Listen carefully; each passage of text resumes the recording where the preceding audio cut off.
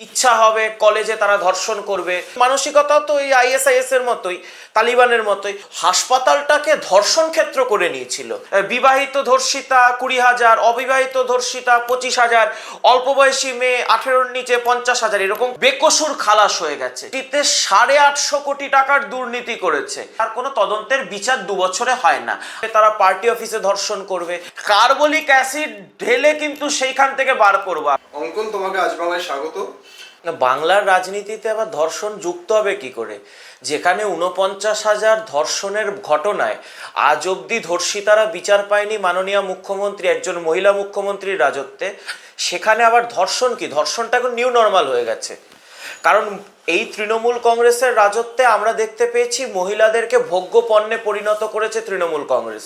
তৃণমূলের যখন মনোজিতদের মানে ইচ্ছা হবে কলেজে তারা ধর্ষণ করবে, যখন শাহজাহানদের ইচ্ছা হবে তারা পার্টি অফিসে ধর্ষণ করবে, তৃণমূল কংগ্রেস মহিলাদেরকে ভোগ করবে। কারণ ওই আমরা এটা আরব দুনিয়ায় দেখেছি, আইএসআইএস, তারপর লস্করি তৈবার মতো জঙ্গি গোষ্ঠীরা, ইসলামিক জঙ্গি গোষ্ঠীরা, তারা মহিলাদের ধর্ষণ করাটাকে কার্যত মানে একটা উদযাপনের মতো পরিস্থিতি করে নেয় তারা, যে আমরা উদযাপন করছি মহিলাদের ধর্ষণ করে। তৃণমূল কংগ্রেসের মানসিকতা তো এই আইএসআইএস এর মতোই, তালিবানের মতোই, তো তারাও তাই করছে। তো এখানেও তো যে তৃণমূলের যে জিহাদি ধর্ষক ওই জাহির আব্বাস, সে তো মানে কার্যত হাসপাতালটাকে ধর্ষণ ক্ষেত্র করে নিয়েছিল। মানে যখন ইচ্ছা হবে হাসপাতালের স্টাফ, নার্স থেকে শুরু করে যাকে ইচ্ছা তাকে ধর্ষণ করবে, এবং মাথায় ওই কোন এক মহাপাত্রের ছেলে, সেই বহুত বড় পাত্র, তলাপাত্র, এরকম লোকজনের পাত্রতে তারা মাথাটা হাত দিয়ে রেখেছে বলে আমরা দেখতে পাচ্ছি যে মানে কার্যত পুলিশ কিছু করছেই না। তো এটাই তো স্বাভাবিক, এটাই তো দস্তুর হয়ে গেছে। কোথাও রামপুরহাটে 13 বছর বয়সী আদিবাসী নাবালিকা একটা মেয়েকে ধর্ষণ করে খুন করবে, পুলিশ 3 সপ্তাহেও কিছু করতে পারবে না। আবার এখানে জাহির আব্বাস তৃণমূলী জিহাদি, সেও ধর্ষণ করবে, তাতেও পুলিশ কিছু করতে পারবে না। বিরোধী দলনেতা শুভেন্দু অধিকারীর নেতৃত্বে একটা বিশাল বড় প্রতিবাদ মিছিল হয়েছে। এরপর যদি পুলিশের টনক নড়ে, এরপর যদি পুলিশ নিজের মানে মান সম্মান, চক্ষু লজ্জার স্বার্থে অন্তত কিছুটা হলেও বাংলার মা বোনেদের রক্ষার কাজ করে, আমরা তাই দেখতে চাই। কিন্তু যতদিন তৃণমূল আছে, যতদিন মুখ্যমন্ত্রী মমতা ব্যানার্জি আছে, যিনি ধর্ষণের রেড চার্ট বেঁধে দিয়েছেন, যে বিবাহিত ধর্ষিতা 20,000, অবিবাহিত ধর্ষিতা 25,000, অল্প বয়সী মেয়ে 18-র নিচে 50,000, এরকম করে ধর্ষণের যিনি রেড চার্ট বেঁধে দিয়েছেন, এমন মুখ্যমন্ত্রী যতদিন বাংলার মসনদে রয়েছেন, ততদিন বাংলার কোনো আমার আপনার ঘরের মা বোনেদের কোনো সুরক্ষা নেই। পুলিশ মন্ত্রী মমতা ব্যানার্জির দলটাই তো ধর্ষকদের দল। পুলিশ মন্ত্রী আবার কি করবেন? পুলিশ মন্ত্রীর রাজত্বে শেখ শাহজাহান একের পর এক পার্টি অফিসে মহিলাদের ডেকে পিঠে বানানোর নাম করে ধর্ষণ করেছে, শ্লীলতাহানি করেছে।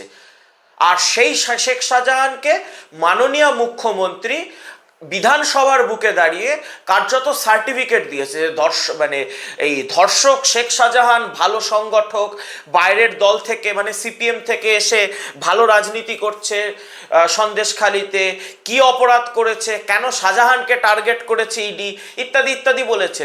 মুখ্যমন্ত্রী মমতা বন্দ্যোপাধ্যায় ধর্ষকদের দলের মধ্যে ভরণ পোষণ করেন। মনোজিৎ মিশ্রের মতো ধর্ষককে কার্যত কলেজে মানে অশিক্ষক কর্মচারী পদে নিয়োগ করে দিয়েছিলেন। তো মুখ্যমন্ত্রীর রাজত্বে বাংলার মা বোনেদের সুরক্ষা এবং ধর্ষিতাদের বিচার, এটার আশা করাটাই আমাদের ভুল। মুখ্যমন্ত্রী যবে ক্ষমতা থেকে সরবেন, নবান্নের চেয়ার থেকে যবে মুখ্যমন্ত্রীর আসন থেকে উনি সরবেন, সেদিন আমরা আশা করতে পারি যে হ্যাঁ, এবার হয়তো বাংলার মা বোনেরা, তারা যারা ধর্ষিত হয়েছেন, তারা বিচার পেতে পারেন। আপনি বলুন তো, 15 বছরের মুখ্যমন্ত্রী মমতা ব্যানার্জি একটা ধর্ষককে যাবজ্জীবন বা ফাঁসি দিতে পেরেছেন? মমতা ব্যানার্জির পুলিশ একটা ধর্ষককে ফাঁসি করাতে পেরেছে? করাতে পারেনি। কামদুনির মতো এমন তদন্ত করেছে, কাটোয়ার মতো এমন তদন্ত করেছে, করেয়ার মতো এমন তদন্ত করেছে, ধর্ষকরা বেকসুর খালাস হয়ে গেছে। সুতরাং এটাই আজকে ভবিতব্য। ধর্ষকরা জানে যে তৃণমূল কংগ্রেসের রাজত্বে পুলিশ এমন জঘন্য তদন্ত করবে যে আমরা বেকসুর খালাস হয়ে যাব। ফলে ধর্ষকদের একটা মানে কি বলবো, উন্মাদ ভূমিতে পরিণত হয়েছে এই পশ্চিমবঙ্গ।